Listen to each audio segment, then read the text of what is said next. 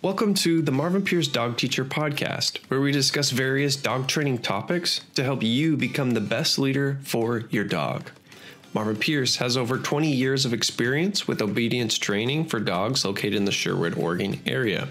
Offering private lessons and group clinics, the dog teacher has been able to change the lives of dog owners by helping them develop and maintain an obedient dog. For more information, contact us at marvinpiercedogteacher.com. Good morning. Good morning. Marvin here, Bianca. Brett's behind the camera.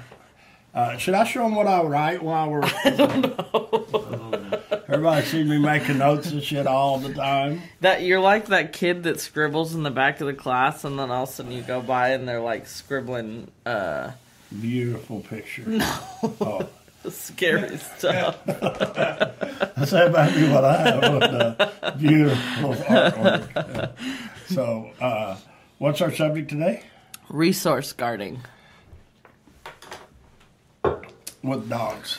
And these podcasts are supposed to be 20 or 30 minutes, and we could talk about this for 72 hours. Yeah. So we'll have to somewhat cut it short. 3 minutes. Yeah, true. And we're gonna cut it to with a disclaimer, and we're not gonna give a whole lot of advice that would risk anybody of getting bit. So we're going to talk about what it is, what causes it, the signs of it, and then what you can do. But if you have a dog that's escalated, this is my disclaimer that we're not telling you what to do. Get a professional trainer to help you. If it's an escalated situation, yeah. Because even little puppies will bite you so bad, you know. Yeah. I mean, and their teeth are like needles. Yeah. We get bit around here quite often by spoiled puppies. Oh, yeah. Yeah. And that people bring in. And a lot of it is just that, you know. They've got used to eating. Like, a lot of times that'll start it when you feed them and they eat in like 2 seconds, you know. Yeah. Yeah. People give them the slow feeders, so they don't. But that don't fix the... Some dogs eat fast because they're just ravenous, where they just gotta eat, and then other dogs are like frantically eating because they have to eat the resource before someone else gets to it. Right, when you got a pack of puppies or dogs or whatever. But I think that there's so many times that people don't stop that or slow it down. Right. And then it leads into the resource Or they add wet food and make the food more valuable, not intentionally. They're adding wet food to slow down their eating. Yeah. But then it makes the food more valuable. Or they put water in it. Yeah, and then it really smells good, and the aromas are stronger. It's soft. There's a million different ways to... And I don't know, me, you know, I was talking to somebody about it the other day, and this part kind of goes to resource guarding, in my opinion. We could change the subject and go a totally different way, but how to get the dogs to slow down to eating. And it helps the resource guarding a lot, like me with, and I think all of our dogs, we tell them when they're eating, we'll tell them get a bite, and they'll take a bite, and we'll tell them place, and they get on their bed, and they have to wait, and then we can pick their bowl up, set their bowl back down. When it still has food in it. Yeah. When they're away from it a foot or two, you know. And that's what gets people bit a lot, is resource guarding, is people try to take something from a dog. And you should be able to. You know, you should be able to walk up and take a ball or a stick out of his mouth. Well, we're not recommending you to. Because no, but if you teach your dog to drop something and move away from it before you pick it up, you can stop a lot of the resource guarding, but once you pick it up, you can't let them jump at it and leap at it, you know, and try to steal it back from you, because that's all they're doing. They're just, it's theirs, and they own it, and some of them don't want to bring it back to you. Right. If you're playing that, because then they're keeping their property away from you because they don't want you to take their property. Right. And if you try to take their property, like I said, that's when people get bit. You try to take the ball out of their mouth, the frisbee out of their mouth, the stick out of their mouth. So they can, they resource guard everything. Yeah, so what is resource guarding? It's owning something that they didn't buy. Yeah. You know, a bed, a couch, a person, food, toys, Yeah. the truck, Yeah. inside or the back, Yeah. or the outside. They resource guard their properties. Other dogs. Yeah, other dogs, Yeah. kids. Yeah. I mean, anything they can be around, they can. A napkin. Own it. Yes. Yeah. Yeah. I mean, they can own that, and Yeah. but for me, I think there's so many times it starts with the dog food as a puppy, For sure. like you said a while ago, Yeah. and them trying to get in there and get all the food first. Or a bone. Yes. Yeah. Yeah. And so people give them these bones to chew on, and then they can't take it a lot of times. Yeah. You know, Well, and I think people think it's cute when they growl and snarl. like you have an an 8, 9, 10-week-old puppy and it has an item, and it's like when you come near it and people are like, oh look, it's his sandwich, and that puppy is like, yeah, it's my sandwich.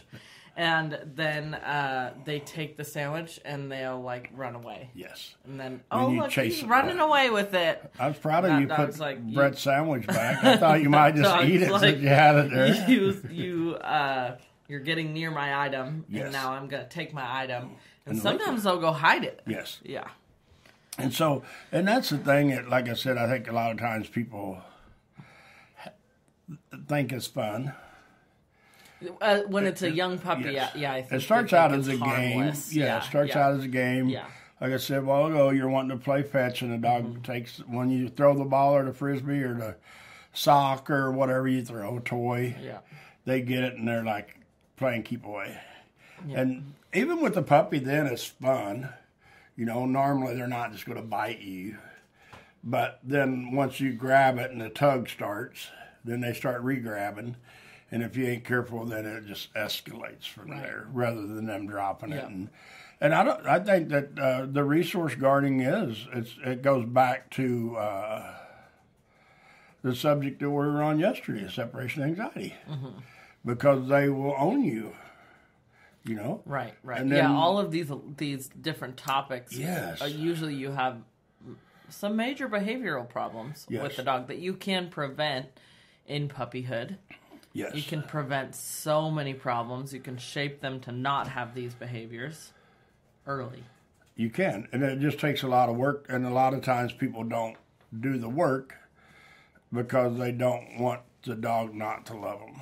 Well, and there's so much information out there. I think if you were to hop on Google and Google resource guarding with dogs, they would I have think you that it trade would be stuff. like, it's the dog's item.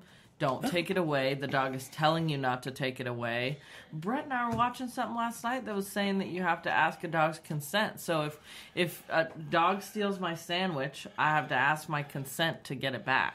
But you know you should share your sandwich with the dog. I know. 'cause you're Yeah, I being watched selfish. that one guy said that humans been very resource selfish. guard our food. Yes. Because we don't give our dogs any Yes. of it. You're resource guarding. Crazy. Yeah, people do Anyways, that that's too. going to send me into a frenzy. So, Her blood type- pressure just went up. types of resource guarding. I want to touch on this again, even though we kind of have already done it. There's so many different ways that resource guarding happens, and I'll admit that I've done a really good job with my dogs of that. If I have Scout, Tilly, Rebel, and Rue, and if Rue has a frisbee and Scout goes to take that frisbee from Rue, Scout gets corrected. If Rue growls at Scout for coming near her with the frisbee, Rue gets corrected. Right. All 4 of my dogs have a pretty good program where if Rue has a frisbee, Rue doesn't growl over someone coming near her, and Scout doesn't take the frisbee. And if anybody comes to take a toy from Scout, he just drops it and gets out of it. He's really good at it. Tilly and Rebel wouldn't take the toy from one another, but one little dog argument I had, Tilly had the toy, dropped the toy. No, backwards. Rebel had the toy. Rebel dropped the toy. Tilly grabbed it, and Rebel said, "That's still mine," and bit Tilly. And so when the item is in their mouth, they can resource guard. When the item is near them, they They can't resource guard. resource guard as much as nobody could steal it. Huh? For you, your dog, if Scout has it, he can't fight over someone taking it. Right. You train your dogs that no one can take it. Right. Right. But then I had to add this extra layer of when you spit it out, you're done with it. Yes. You go away. Yeah. And so that they can have it in their mouth, and that's like the obvious one. Your dog has a bone and it growls at you. It's resource guarding, yes, right? That one's, if you can't tell that your dog is resource guarding when it has food in its mouth and it growls at you, you should come and get some help. Yeah. But if the dog doesn't have it in its mouth, and let's say it's a bowl of food, and your dog has a bowl of food, and you come near the dog, and the dog is like this, it's resource guarding. Yeah. And if the dog freezes and its body language is like so stiff and it's looking at you and watching you, it's resource guarding. And sometimes you're half an inch away from a bite. Right. Where that dog just, that day it's like, no, this food tastes really good. It's cold this morning. I want my breakfast. And it nips you. And go ahead. And I don't think the answer is when your dog shows signs like this, or growls or snarls its lip a little bit, or takes the food and runs away, that you should give that dog more space and make sure everyone always leaves the dog alone because the dog resource guards. But you should think get you help. should have safe scenarios where you feed your dog in a crate and you don't go take the food. Don't address it without professional help. Right.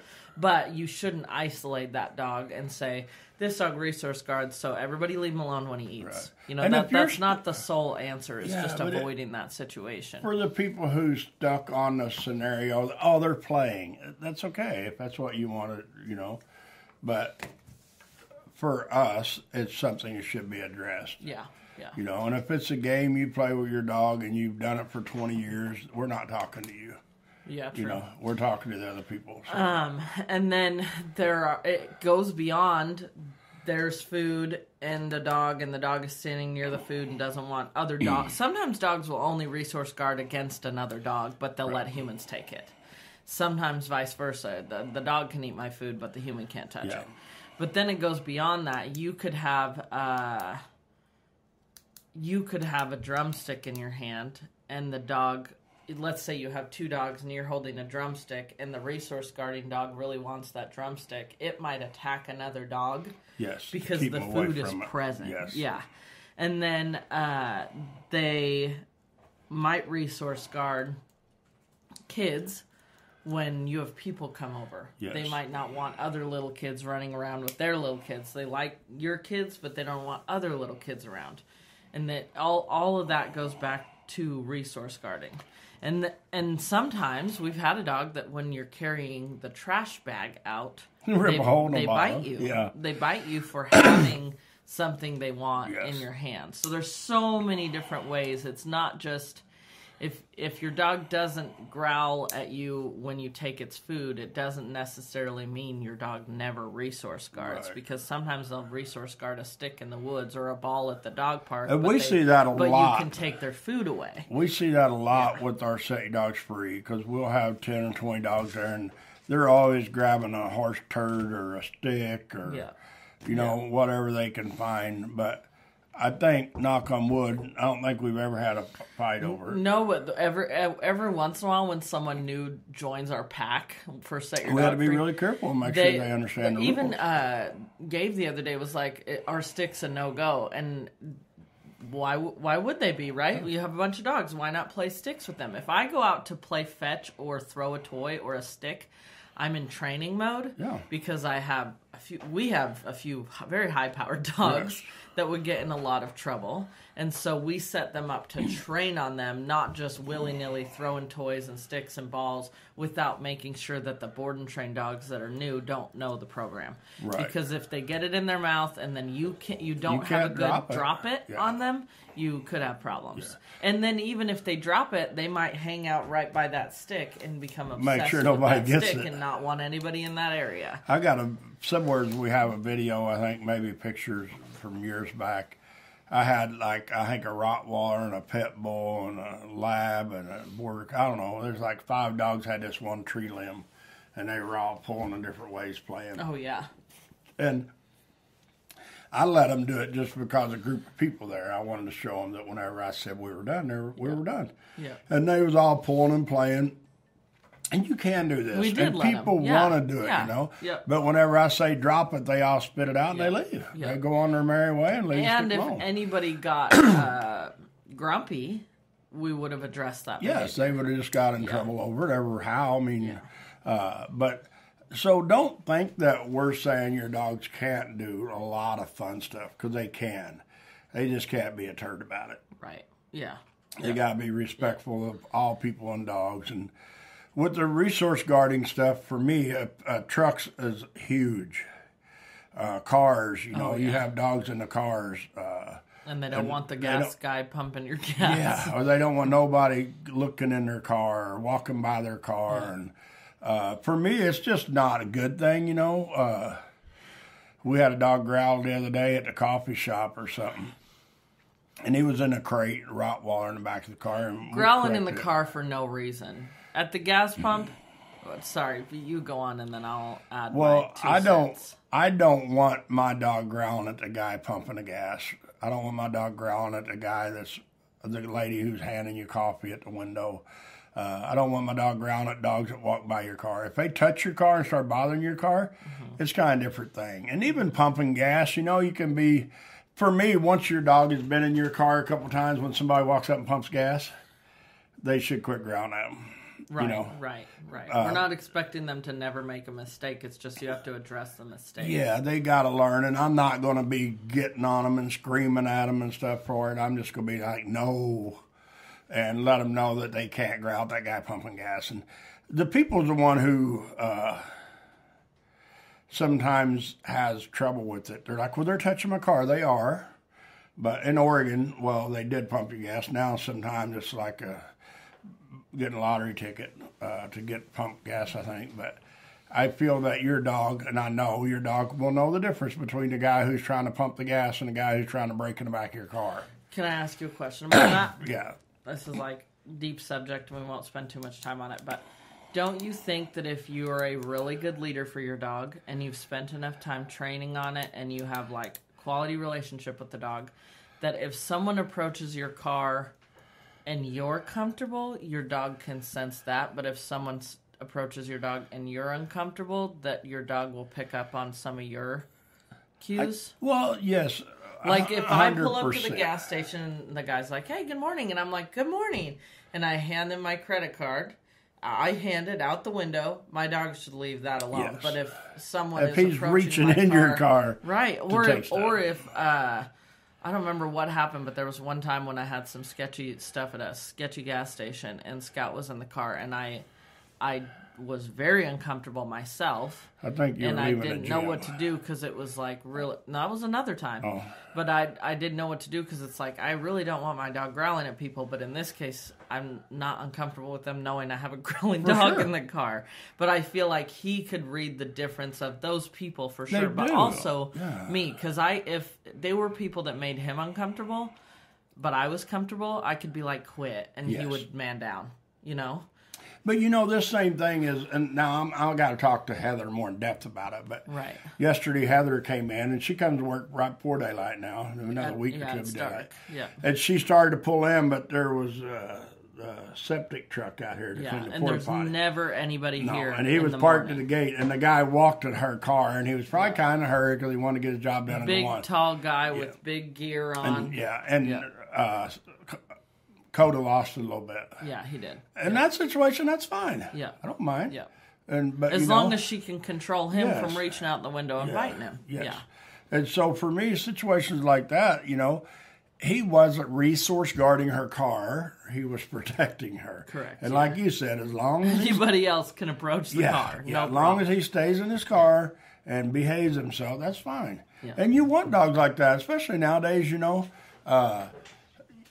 I mean, me, ideally, I don't know. If I was like you, I would, well, I don't want to tell you this because you'll probably do it, but I would teach my dog to growl on command. Oh, You yeah. know, show his teeth on command. Yeah. And then when I'm out somewhere, and we run into it, you know, because we go to parks and the river and stuff, and there's sometimes people living in cars and stuff, and, you know, I don't want my dog to growl at someone because they got a hood on, Yeah. protecting me.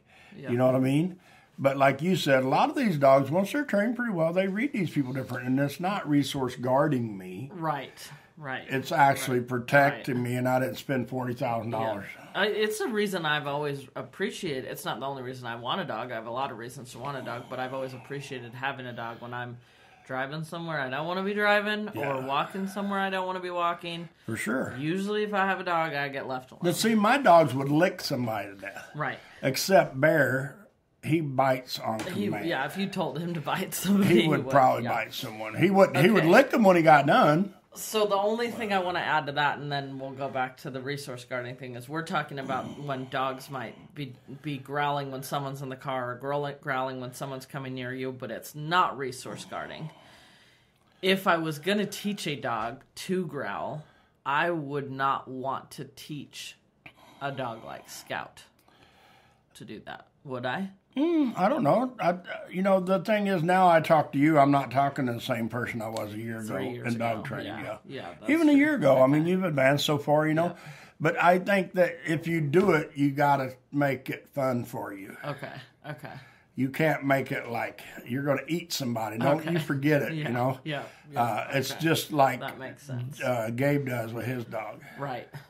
He has fun doing it. Yeah, he's like whisper, speak, yell. Yeah. And so, but when it comes to vehicle, I see a lot of it with the cowboy world because I rodeoed a little bit, roped a little bit, I guess, whatever.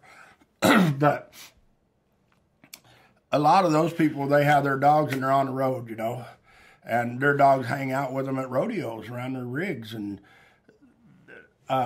you better not go grab one of their little kids. Oh, yeah, I believe Or you probably shouldn't walk in their travel or their living quarters or try to get in their truck and get their change out of the dash. Right. But those people can invite anybody in. They can. And the dog isn't going to growl at them and bite them. That's the difference. Yes, and that's what people don't understand about dogs and resource guarding and owning people, protecting people and owning dog food, I mean, I think, like you could feed all 9 of your dogs or 3 of your dogs in one spot, right? And they don't eat one another. Yeah, correct. But I trained on them. But you manage it. Mm-hmm. You don't just give them all their food and go home. Sometimes now I'll give them their food and walk away. But you're right there where you can hear I'm in the same building. Yes. Yeah. And a lot of people do that, I mean, but some people who do that free feed. I couldn't believe Brett feeds his dog on the ground, and my cat comes over and is like, "What you got?" And I'm like, "I can't believe she hasn't killed my cat." But he's like, "I just make her be nice." She likes cats. She does like cats. But it is, when it comes to resource guarding things, people sometimes start it as a puppy. It starts as a puppy if people don't see it, and they let it go. And then one day they got a 2-year-old dog. Dog fighting dogs that get around their food or their stick or their ball or toy or their human, or their car or their house or their yard. I mean, there's no limit to what they can resource guard. Right, yeah. So I also think sometimes, I don't think this is as common, maybe. I don't think this is as common, is people do things to accidentally tease a puppy or a dog. Well, they do. They shake stuff at them, and they take their bowl and they give it back, and they just play games with them. Yeah, that's kind of like Russian roulette. Even the sit and stay until you give them the food. Yeah, there's so much anticipation, and then frantically gorge on the food bowl. Yeah, for me, I feel in my world, the dog shouldn't be trying to eat the food when you set the bowl down. Right. But in my world, if you tell your dog, okay, you can eat, you should be able to say place, and he should move his butt back over there and sit down. Or call the dog with you and leave the room. Yeah, and then come back. Yeah. Or you should be able to reach down. You should be able to reach down and pick up his dog food and put it on top of his crate, kennel, whatever. And like you said, leave and go outside and do something, and then come back in and let him eat. You know, there's so many things you should be able to do when they're eating to stop it. without getting bit or someone else getting bit. We get dogs here that you walk by their kennel and they're like, ah. With an we empty look food and there's bowl. shit. There's an empty food bowl in there, but they still don't want Yeah. nobody around that food bowl. They're Yeah. waiting for their food to come back. Yeah. So, you got anything else you want to add to it? I don't. I was checking to see if we had any comments. I think that whenever a person comes to a dog that's resource guarding anything, sometimes it don't matter how light it is or how bad it is, you should get some professional help. Yeah, yes. And try to stop it, but you should, in my thinking, you should do your homework on, does this person train this kind of behavior? You know, not sit Or does this down. person teach the human to leave the dog alone when it tells you to You want to leave know? its food? You don't want to train with someone who tells you that if the dog takes your peanut butter and jelly sandwich, let them have it. Yeah, you probably should find a different trainer.